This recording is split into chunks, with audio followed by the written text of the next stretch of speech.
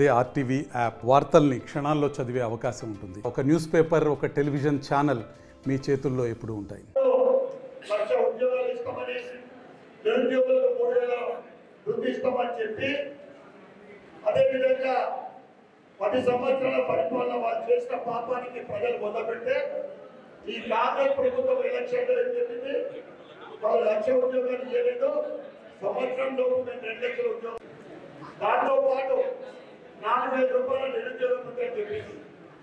ఈ రోజు నా నిరుద్యోగ సోదరులు ఎక్కడ ఉన్నారు? కూలీలు అడ్డాల మీద కూలీలు చేసుకునే దాంట్లో, లేదా సంవత్సరాల తరబడి లైబ్రరీలో చదువుకుంటే ఒక్క ఉద్యోగం రాక సంవత్సరాల తరబడి వాళ్ళు ప్రిపేర్ అవుతా ఉన్నారు. అదేవిధంగా కాంగ్రెస్ ప్రభుత్వము యువ డిక్లరేషన్ హైదరాబాద్ లో భాగ్యలక్ష్మి అమ్మవారి సాక్షిగా యువతకు 4,000 రూపాయలు పెన్షన్ ఇస్తాము. అదేవిధంగా వారికి ఉద్యోగంతో పాటు మహిళా ఎడ్యుకేషన్ చేసే వాళ్ళకు స్కూటీ ఇస్తాము, 2 లక్షల ఉద్యోగాలు ఇస్తామని చెప్పి ఈ రోజు వరకు వాళ్ళు కూడా అన్ని మర్చిపోయింది. ఇచ్చిన గ్యారెంటీలు ఏవైతే 6 గ్యారెంటీలు 420 హామీలు ఏవైతే ఉన్నాయో అవి నెరవేర్చిన తర్వాత ఓటు అడగాలని డిమాండ్ చేస్తా ఉన్నాను. ఆ విషయంలో తీసుకుంటే రైతులు మోసం చేసిన కాంగ్రెస్, విద్యార్థులు మోసం చేసిన కాంగ్రెస్, తర్వాత ఉద్యోగాలను మోసం చేసిన కాంగ్రెస్, ఆడపడుచులు మోసం చేసిన కాంగ్రెస్, తర్వాత డాక్టర్లను మోసం చేసిన కాంగ్రెస్, ఎవరిని వదలకుండా అందరినీ మోసం చేసింది. దీనికి మోసానికి బదులుగా మీరు ఒకటి ఏంటంటే ఓటు ద్వారా బుద్ధి చెప్పాలని నేను డిమాండ్ చేస్తా ఉన్నా. నిరుద్యోగుల విషయంలో తీసుకుంటే 56,000 మీరు అకౌంట్ వేసిన తర్వాతనే నిరుద్యోగ వృత్తి మీరు ఏదైతే ఇస్తారని చెప్పారో 56,000 అకౌంట్ వేసిన తర్వాత ఓటు అడగాలని డిమాండ్ చేస్తా ఉన్నా. యువ వికాస్ ఏదైతే ఉందో ఆడపడుచులు స్కూటీ ఇస్తారని చెప్పారు, స్కూటీ ఇచ్చిన తర్వాత ఓటు అడగాలని డిమాండ్ చేస్తా ఉన్నాం.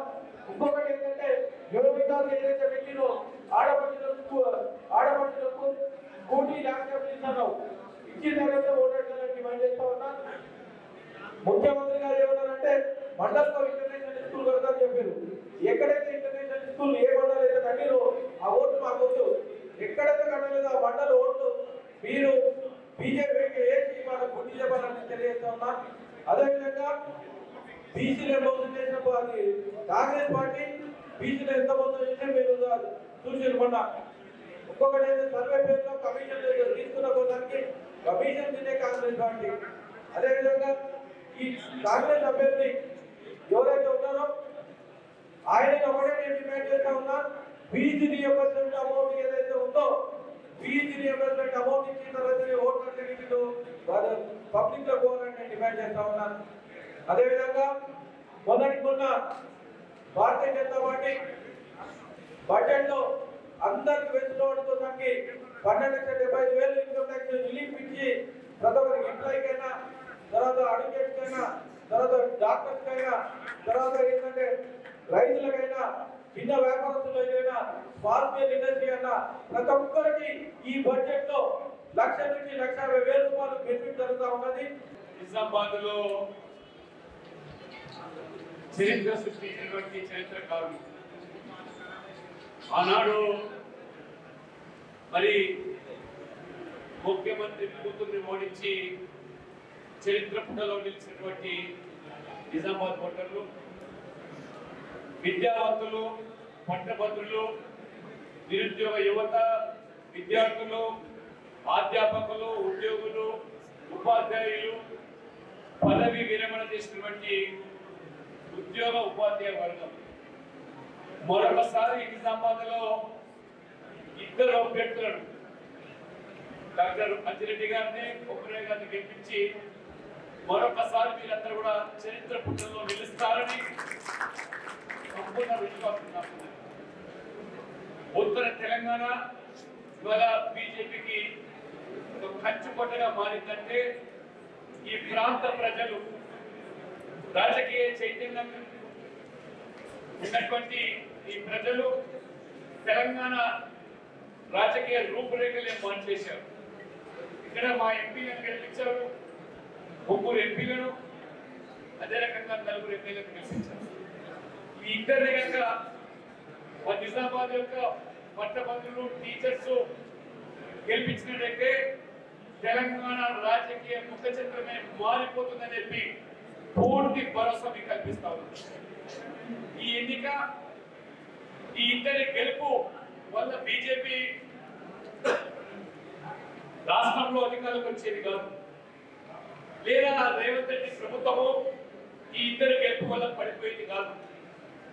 కానీ ఈ ఇద్దరు గెలుపు వల్ల ఈ రాష్ట్రంలో ఏ సమస్యలు అయితే విద్యార్థులు ఎదుర్కొంటున్నారో, నిరుద్యోగ యువత ఏదైతే ఇవాళ కలత చెంది ఉన్నారో, ఉద్యోగాలు లేక ఉపాధ్యాయుల సమస్యలు పరిష్కరింపబడకుండా ఏదైతే తాత్సారం చేస్తూ ఉన్నారో, లేదా ఉద్యోగుల యొక్క సమస్యలు ఏ రకంగా పెడచెవిన పడుతున్నారో, ఇవన్నీ కూడా సమస్యల పరిష్కారం కావాలంటే ప్రశ్నించే గొంతులు లేదా రేవంత్ రెడ్డి యొక్క మెడలు వంచేటువంటి నాయకత్వం కావాలంటే బీజేపీ బలపరుస్తున్నటువంటి సమర్థించినటువంటి ఇద్దరు అభ్యర్థులు గెలిస్తే ఖచ్చితంగా ఈ రేవంత్ రెడ్డి ప్రభుత్వం మెడలు వంచి ఈ ప్రభుత్వాన్ని ఏ రకంగా ప్రశ్నించి మీ హక్కులు మీ అధికారాలు సాధించడానికి ఇవాళ కేవలం ఇద్దరు అభ్యర్థులు మాత్రమే కాదు,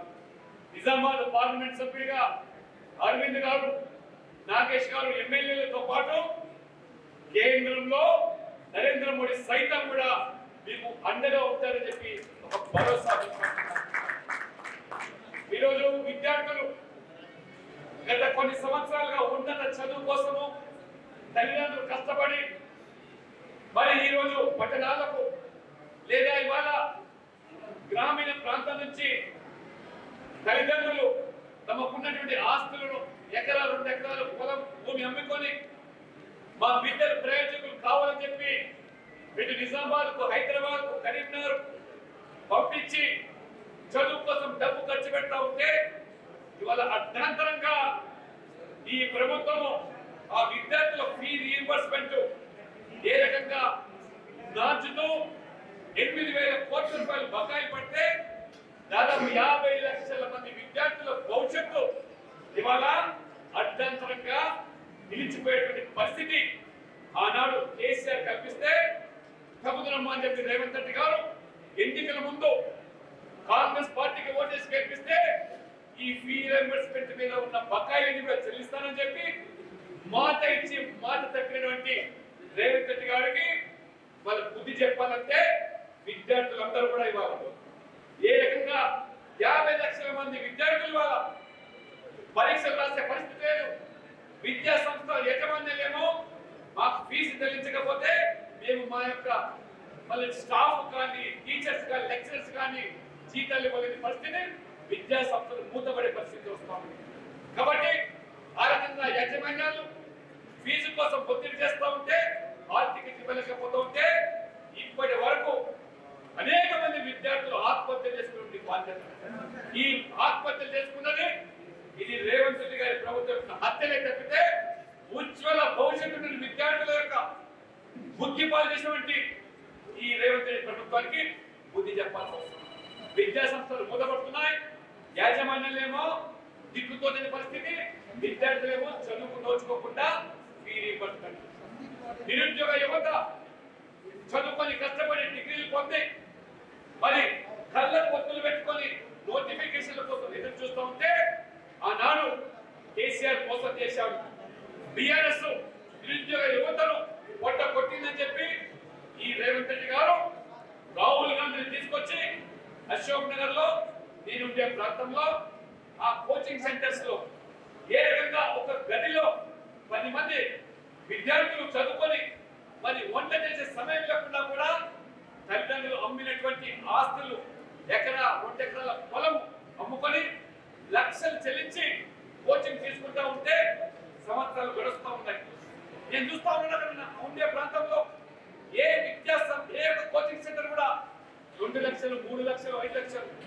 తల్లిదండ్రులేమో మా బిడ్డ ప్రయోజకుడు అవుతారని చెప్పి ఆస్తి అమ్మి హైదరాబాద్ పంపిస్తే సంవత్సరాలు గడుస్తున్నాయి.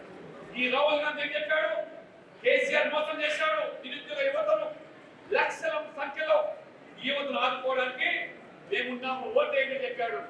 ఒక్క మొదటి సంవత్సరంలోనే 2 లక్షల ప్రభుత్వ ఉద్యోగాలు కల్పిస్తాను మీరు ఓటేయని చెప్తే అమాయకులైనటువంటి నిరుద్యోగ యువత నమ్మి మోసపోయినారు. ఇవాళ సంవత్సరం అయిపోతున్నది, 2 లక్షల ఉద్యోగాల సంగతి జరుగుతూ ఉంటే 20 ఉద్యోగాలు ఇవ్వకుండా ఏ రకంగా మోసం చేశారో రాహుల్ గాంధీ వచ్చి అశోక్ నగర్ లో ముక్కు నేలకు రాయాలి, క్షమాపణ చెప్పాలి.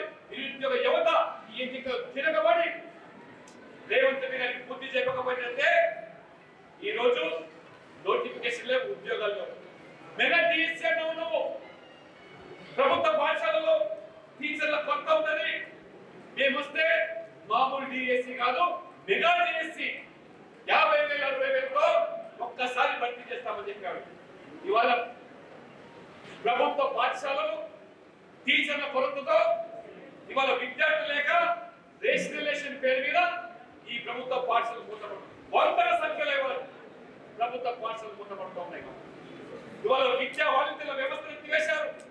గతంలో కనీసం టీచర్ నియామకం అయ్యే వరకు విద్యా వాలంటీర్ల ద్వారా ఆ పాఠాలు చెప్పేటువంటి ఆ వ్యవస్థను రద్దు చేసి ఈ రోజు పేద వాళ్ళు ఇవాళ చదువుకునే ప్రభుత్వ పాఠశాలలు మూతపడుతూ ఉంటే టీచర్ నియామకం చేయకుండా ఇవాళ రేవంత్ రెడ్డి గారు మీన మేషాలకు పెడుతూ కాకమ్మ కబుర్లు చెప్తూ ఏ రకంగా మోసం చేశాడో ఇవాళ ఈ టీచర్ల యూనియన్లు మీరందరూ కూడా నిలదీద్దామని ప్రయత్నం చేస్తే, కలుద్దామని ప్రయత్నం చేస్తే మీ ఓట్ల ద్వారా గెలిచినటువంటి ఈ ఎమ్మెల్సీలు ఎందుకు నోర్లు మూతపడతా ఉన్నాయి. కేసీఆర్ గారు ఎదిరించలేక తమ పదవుల కోసం రాజీ పడి ఈ ఎమ్మెల్సీలు ఏ రకంగా పూటకు పార్టీ మారుస్తూ సిగ్గుతో తలవంచుకుంటున్నది ఊసరవెల్లి కూడా, రంగులు మార్చే ఊసరవెల్లి కూడా. అంటే ఊసరవెల్లిని మించిపోయి ఈ ఎమ్మెల్యేలు ఎమ్మెల్సీలు ఏ రకంగా పార్టీలు మార్చి రాజకీయ పద్ధతులు చెప్తున్నారు తప్పితే టీచర్ల సమస్యను పరిష్కారం చూపడం లేదు. టీచర్లందరూ కూడా మీరు ఆలోచన చేయండి, మీ గొంతుకై వచ్చేటువంటి ప్రశ్నించేటువంటి ఎమ్మెల్సీలు కావాలా, ఏ ఎండగా పడుగు పట్టేటువంటి పార్టీలు మార్చేటువంటి ఎమ్మెల్సీలు కావాలా? ఒకసారి మీ టీచర్లు ఆలోచన చేయండి, మీ భవిష్యత్తు. మరిన్ని వీడియోస్ కోసం ఛానల్ ని సబ్స్క్రైబ్ చేయండి. లేటెస్ట్ అప్డేట్స్ కోసం వాట్సాప్ ఛానల్ ని ఫాలో అవ్వండి. ఆ లింక్ డిస్క్రిప్షన్ లో ఉంది.